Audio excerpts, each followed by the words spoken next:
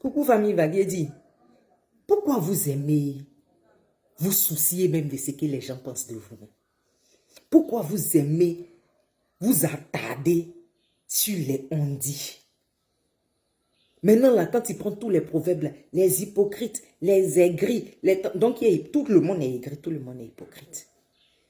Foutez-vous de ce que les gens peuvent penser de vous. Recherchez l'harmonie entre vous, vos actes et votre créateur. C'est tout. Moi, Cynthia, je cherche à être une meilleure personne.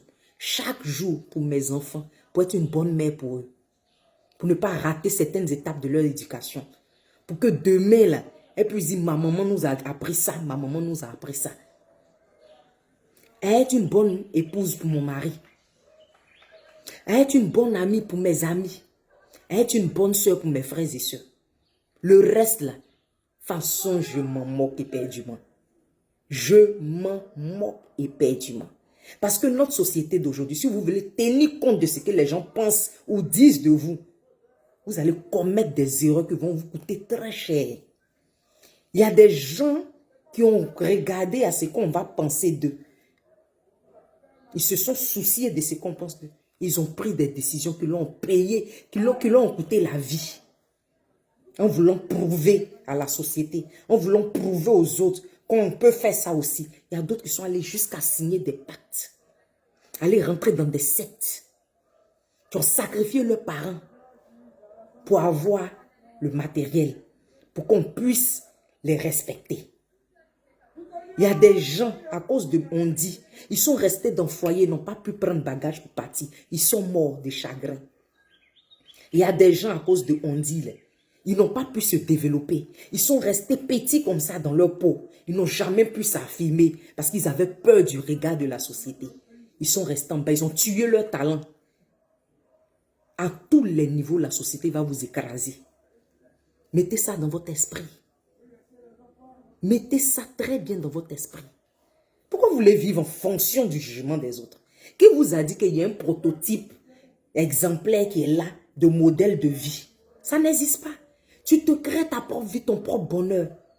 Recherchons plutôt l'harmonie entre nos actes et notre Créateur. Cherchons à faire plaisir à Dieu, parce que c'est à lui qu'on va rendre compte. Pour un homme, tu te surpasses. Pour un homme, tu as peur de t'affirmer. Pour un homme, tu as peur d'être toi-même. Pourquoi?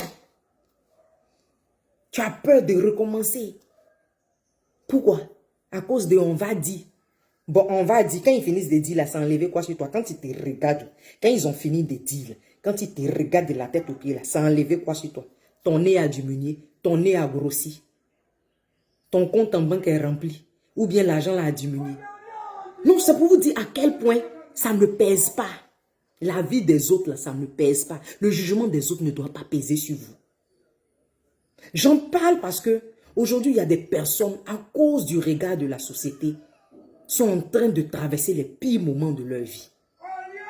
Je vous parle d'une dame, une de nos internautes qui m'a contacté.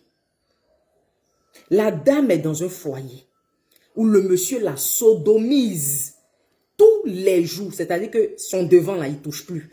C'est pas derrière maintenant. Tous les jours, il la sodomise. Elle a mal. Et puis elle dit, excusez-moi du thème, elle ne supporte pas parce que c'est gros. Elle a mal, elle en souffre. Quand elle parle à ses parents, ils disent que c'est le monsieur qui leur donne à manger, c'est le monsieur qui l'a scolarisé, c'est le monsieur qui s'est occupé d'eux. Et puis aujourd'hui, elle est devenue comme ça.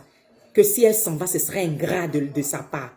Et elle est dans ce foyer-là, en train de souffrir chaque jour. Elle dit au point où quand il les soirs comme ça, c'est qu'il doit descendre du travail là. Et son cœur commence à battre. Elle a peur, elle vit dans cette peur-là. Elle maigrit. Les gens ne savent pas pourquoi elle maigrit. Elle dit elle a tout, le monsieur la gâte, elle a tout. Elle voyage, elle va dans tous les pays. En tout cas, elle manque de rien. Ses enfants sont à l'abri. Mais c'est sa corvée qu'elle a. Tous les jours, il la sodomise. Au point où elle est devenue malheureuse. Elle dit quand tu la regardes, elle était bien en chair. Aujourd'hui, elle a maigri. Au fond d'elle, elle est triste. Et quand elle veut en parler, il lui dit, soit c'est ça, ou bien soit elle part. Parce que lui, c'est là-bas qu'il prend son plaisir. Vous voyez à quel point la société nous engendre. À quel point nos familles, même peuvent nous conduire à la mort. J'ai dit à cette dame-là, à cette soeur-là, Je lui ai dit, ma chérie, on ne vit une fois où. On ne vit qu'une fois où. Quand tu vas mourir là, tu ne vas pas partir œil, avec bras, avec corps de tes parents. Ils vont t'enterrer, puis eux, ils vont continuer leur vie. Il faut prendre ta décision. Prends tes responsabilités. Si le monsieur ne peut pas accepter, là, si tu dois partir, il faut partir. Parce que c'est au prix de ta vie. Si tu supportais, il a dit encore tu supportes. Mais tu ne supportes même pas. Ça te rend malade. Elle dit là-bas, mais elle est obligée de prendre des médicaments maintenant. Parce que tout le temps, ça coule. Elle est en train de mourir à petit feu. À cause de, si je m'en vais, ma famille va me régner. Parce que c'est le monsieur qui m'a scolarisé. Famille, faisons très attention. Prenons-nous au sérieux. Assumons nos responsabilités.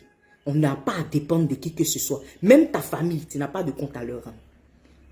Sur toi, ta vie, sur ce que tu as décidé de ta vie. C'est Dieu seul.